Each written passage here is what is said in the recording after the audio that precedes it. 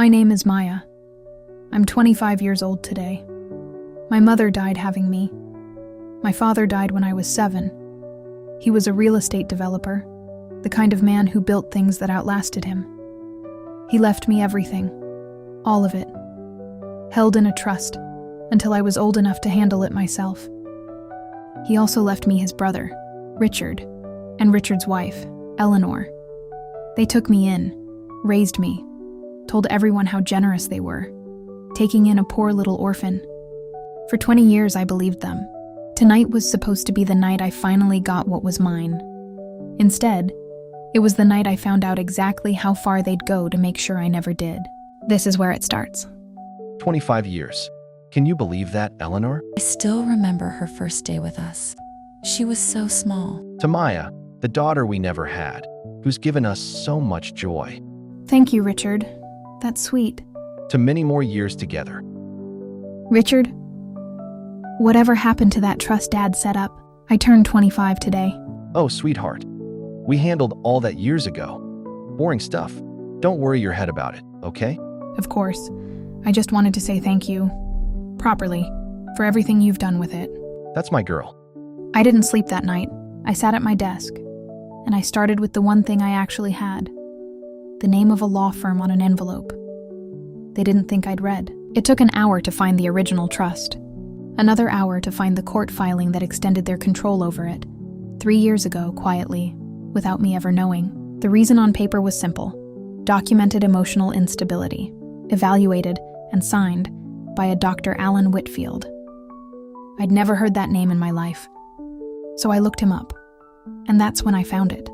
His license had been suspended 2 years before he supposedly evaluated me. Suspended for fabricating documents. I sat there for a long time after that, just staring at the screen, because it meant one thing, plainly. I was never unstable. I was never fragile. I was just inconvenient to let go of. I opened a blank page and started writing everything down. Dates, names, filings. If they were going to build a case to keep what was mine, I was going to build one to take it back. My phone buzzed around 2 a.m., a text from Eleanor. Hope you had a wonderful birthday, sweetheart. Heart emoji. I closed the laptop, and for the first time in years, I didn't feel like crying. I felt calm. I woke up still calm. No panic, no second guessing. Just a plan. By 9 that morning, I was sitting across from the one person I knew wouldn't tell me to let it go. A lawyer named Grace Wells. Where did you get all this? Public filings. Just had few late nights. Most people would have just signed whatever was put in front of them. Most people didn't grow up watching my uncle give a toast every year like he invented me. This is the part that matters. If this evaluation was fabricated, and his suspended license backs that up, the court extension was built on a false record. That's not just a family dispute anymore. That's fraud. So we can undo it? We can try. But your uncle's had access to that trust for years. If we move, he'll know within a day. People like that don't go quietly, they go looking for damage control. Or worse, they disappear what's left before a judge can freeze it. Then we don't tell him we're moving. What did you have in mind? Let him keep believing I'm the girl in that evaluation. Fragile, compliant. Right up until I'm not. Grace's plan was simple, in theory. Impossible, in practice. I had to go back to the people who'd controlled my whole life, and convince them nothing had changed. So I drove out to the house the following Sunday, dressed the way they liked me dressed. Soft. Agreeable. The niece from the birthday photos, not the woman who'd spent the last 3 nights building a case against them. Eleanor was thrilled the second I walked in. She always was, when I played the part right. Richard barely looked up from his phone at first. That was normal, too. I'd learned a long time ago that his attention was a reward you had to earn. I told them I missed how things used to be. I told them I'd been thinking about everything they'd done for me, and that I wanted to understand the trust, learn from them, be more involved, like an adult finally. I watched it land. Eleanor melted, the way she always did at any sign of gratitude. But Richard paused, just for a second. Long enough for me to see him deciding whether to believe me. He chose to believe me. Men like Richard always assume the version of you they built is the only version that exists. Look at you, he said, all grown up. If he only knew how right he was. 3 weeks of pretending bought Grace enough time to build the full case. Every filing, every date, every inconsistency in Dr. Whitfield's paperwork, all of it, laid out in a folder thick enough to hold years of someone else's lies. The day it was finally ready, Grace slid the petition across her desk and told me plainly, once we filed this, there was no walking it back. Richard would be served within 48 hours. I asked her what would happen to them. Best case, she said, the court voids the extension, the trust releases in full, and the fraud gets referred for criminal investigation. Worst case, they lawyer up and drag it out for a year. I thought about my father then, about the fact that he'd built this trust so specifically, so carefully, that even his own brother couldn't fully take it apart. Grace said it herself. People don't build trapdoors for no reason. Maybe some part of him always knew. I picked up the pen. I didn't hesitate. I signed it, and when Grace asked what I had planned for the rest of the day, I told her the truth. I had a dinner to get to, with them. They thought I was bringing dessert. I brought the dessert like I promised. Store-bought, nothing special. A small detail that would matter later. Proof I'd walked in expecting an ordinary evening. Richard poured wine, relaxed in a way I hadn't seen in months. Eleanor fussed over the table the way she always did, rearranging napkins that didn't need rearranging. For a moment, sitting there, I almost let myself enjoy it. Almost forgot what was coming. Then the knock came. I knew before Richard even opened the door. I'd been waiting for that knock for 3 weeks. Richard Reyes, you've been served. The door closes. Richard stands frozen, staring at the envelope in his hands. Richard, what is that? Richard, you're scaring me. He tears it open. His eyes scan the first line. The color drains from his face. Maya, what did you do?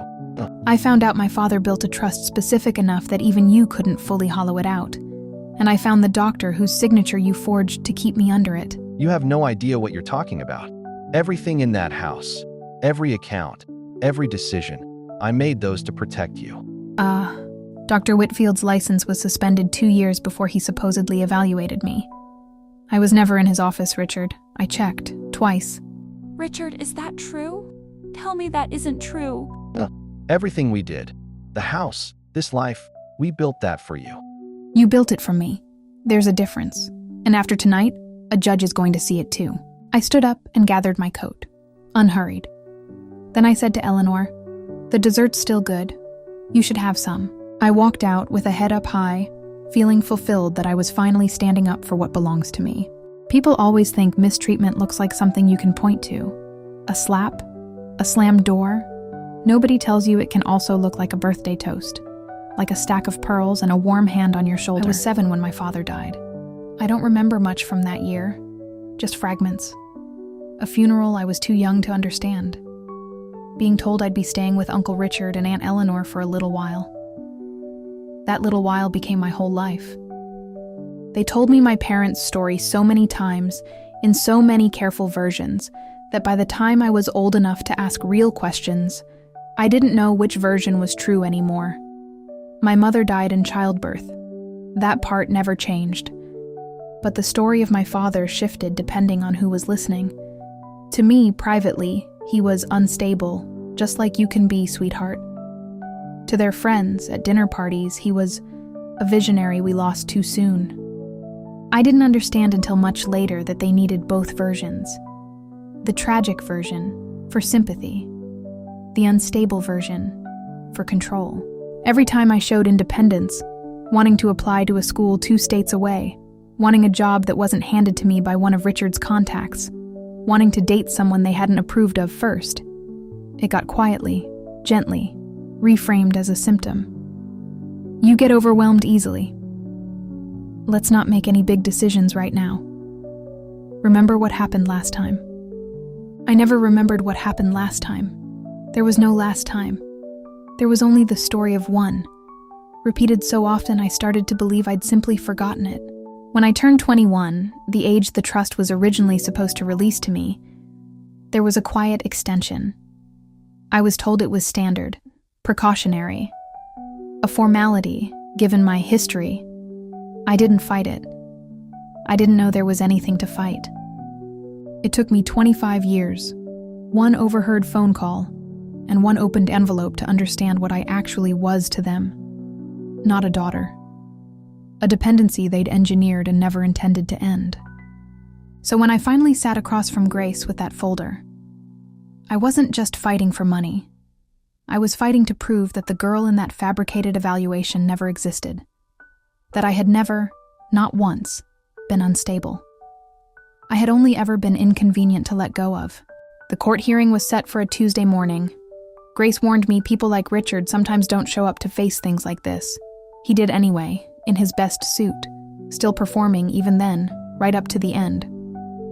He tried to tell the judge he'd trusted the wrong professionals, that if there was fraud, he was a victim of it too. The same story he'd used my whole life, just aimed in a new direction. But Grace had the records. Over $200,000 moved out of my trust and into accounts he controlled in the 18 months after that fake evaluation was filed. Money doesn't lie the way people do. I watched Eleanor's face while the numbers were read aloud. She hadn't known, not really. Or she'd known just enough to never ask the question directly.